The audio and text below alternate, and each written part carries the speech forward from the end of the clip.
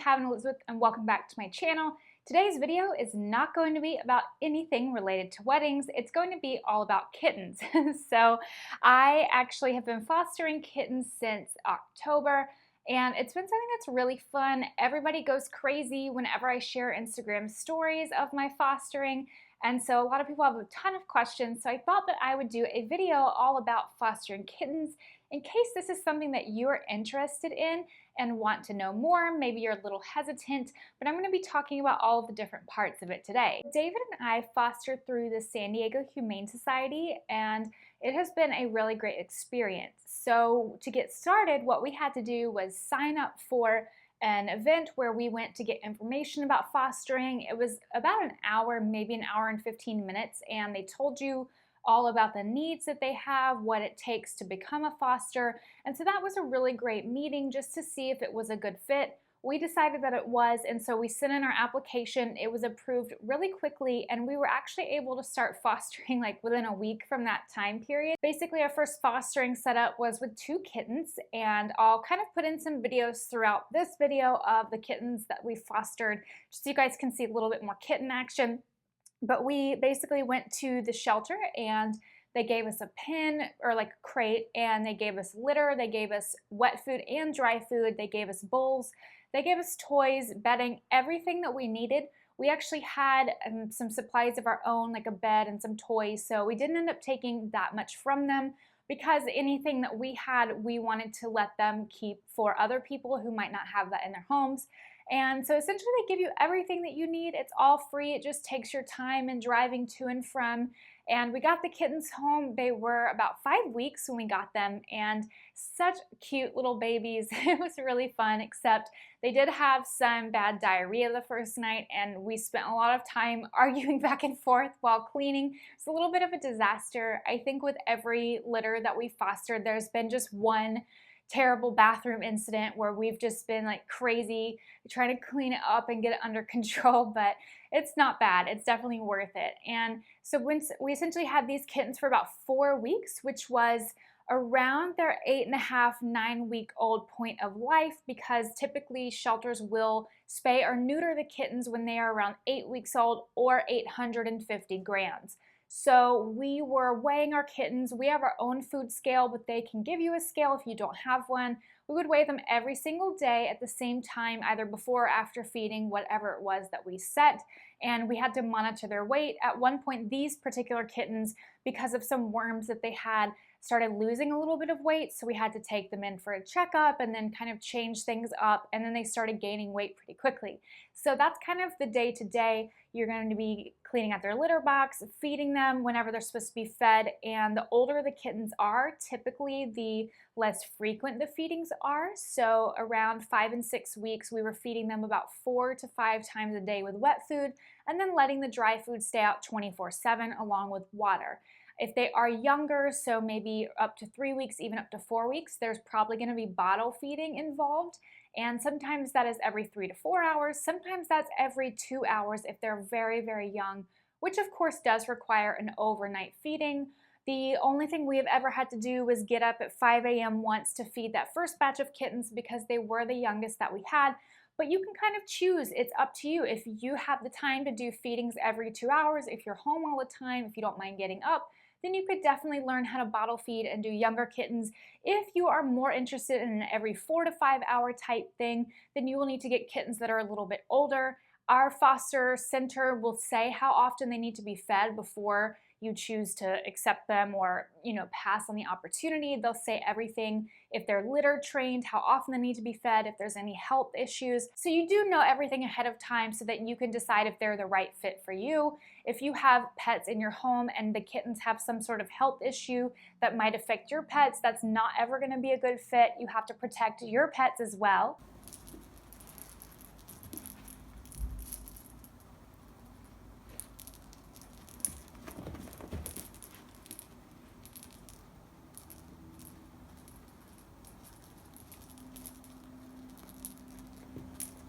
So again, you are cleaning out their litter box, feeding them, weighing them every day, playing with them to get them socialized. That's the most fun part for sure.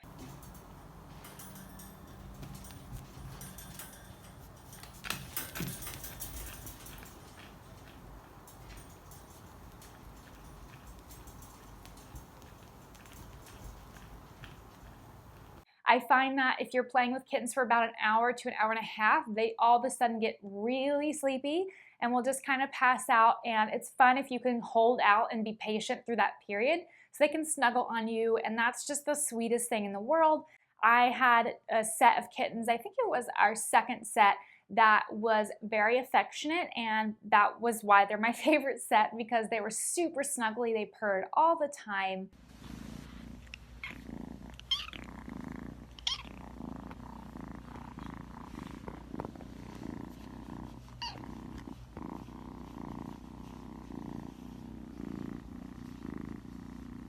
And they would nap on me. There's one photo of me where I'm napping and they're napping on me, just like the cutest thing ever.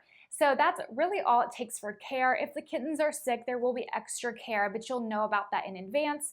And as far as how long you have them, it depends. We've had them for as short as 10 days because we got them when they were already old enough and weighed enough to be neutered and spayed, but the shelter schedule was really packed, so we just were basically holding on to them till they could have their surgery. We have had kittens for up to 4 weeks before. So I think we did a 4-week, and then we did a 2-week, and then we did a 10-day. I definitely would say that we prefer to take a couple of days, maybe a week in between each set, just so we can have a little bit of time where we're not constantly checking on kittens. Even though it is fun, it is a little bit of a nice brief relief to not have those responsibilities. And then once you're ready again, you can take on a new set.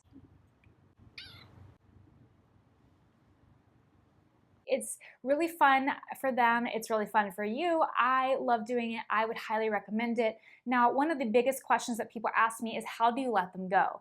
And I'm not gonna lie, it is not easy. Some sets are easier than others. The set of kittens that was most affectionate with us was by far the hardest to let go of. Some of the sets, I'm like, all right, like they're going to a great home, you know, it's totally fine. But that one set was really tough for me. But I think the fact that you know you can get more kittens as soon as you're ready helps you to let go of the other kittens. So you can sort of have this permanent kitten in your home if you want it. I think that can be really fun. Also, knowing that you provided a really good home for them and you're giving them to a great forever home is very comforting. Typically, kittens will get adopted sometimes like the day after they're ready to be adopted, or 2 days after. It's really quick. People love kittens, so I don't really see the kittens that we give back staying there for very long. By the time we go on the website to check if they've been adopted, they're already gone. So it's a good thing. It's probably the hardest part of the process. I think that the care for them is pretty easy. It just takes a lot of time. So to figure out if you're a good fit for this, one, do you think that you can let them go? Of course, you can choose to adopt them if you'd like. We can't do that. We already have 2 adult cats. It would just be too many. I think the second hardest part is just making sure that you're not forgetting about them. You have to kind of plan your lives around them, especially if you're doing every 2 hours. And then also dealing with your other pets that you have. So if you don't have any pets in your home, this is not a concern. But if you have other pets, you do need to make sure that bringing in foster kittens or foster puppies is not going to really greatly upset your cats. Now, ours don't love them, but they don't really change too much of their behavior when we do have kittens, so it's not affecting them that badly. One cat will kind of sit near them, let them play with him a little bit, and then he'll kind of swat at them if they bite his tail too much, because his tail waves around. He makes it very enticing, and the kittens love to play with it. So he'll just kind of pop them softly and then move 2 feet away, and then they'll do it again. Then he'll pop them and they'll move 2 feet away. He just doesn't go away, so it doesn't bother him much.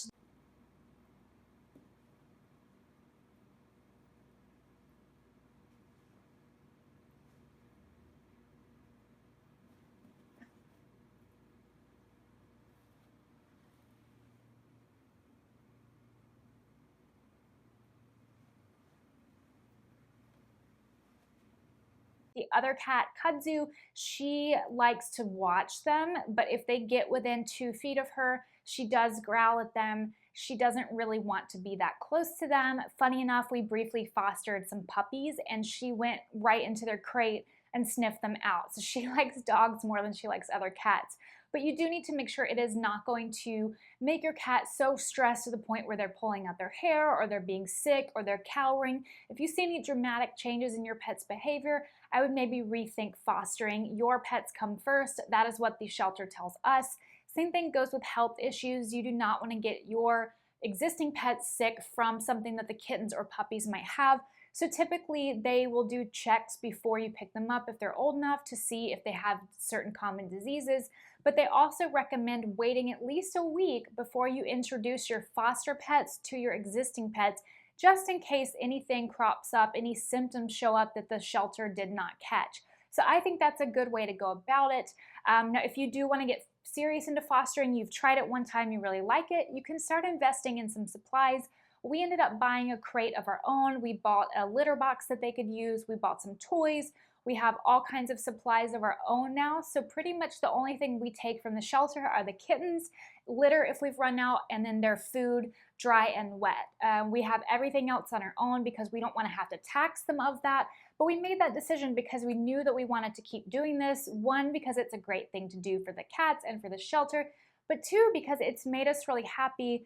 Me especially, I had a really rough time last year, and as soon as we got the kittens, I noticed that my day-to-day mood really significantly increased.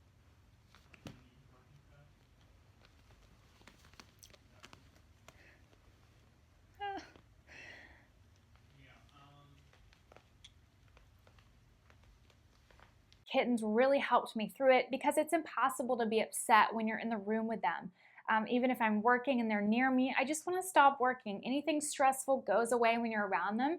So it's something that I want to continue to do for the foreseeable future. So if you guys want to get into fostering, check with your local animal shelter. There are sometimes also some local non-government run shelters that are more like mom and pop type shelters that are privately run, and so there are some like those in San Diego. We ended up choosing to go with the animal shelter because it's convenient to us. Check with any of your local places, check with your significant other, or if you live with somebody else. If you have a child, definitely consider how your kid is going to handle it, and that's pretty much how you would get started. You can always try it once, and if it's not working out, it is not bad to tell the shelter, hey, I just don't think this is a great fit. I'm so sorry. Can you guys line up somebody else for us? So they're not going to be upset. They would rather you do that than hold on to them and become neglectful or not give the kittens the care and socialization they need. So you can always test it out and you can take them back if needed, or you can complete one time. And if you just didn't like it or if it was too hard, you don't have to do it again. That's the nice thing. You're not committed for life.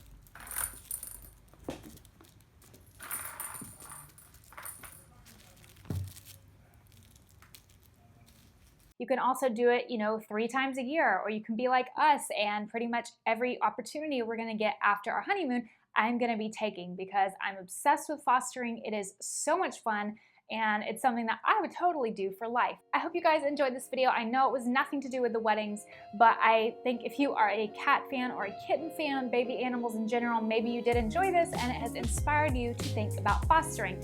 See you guys next time. Bye!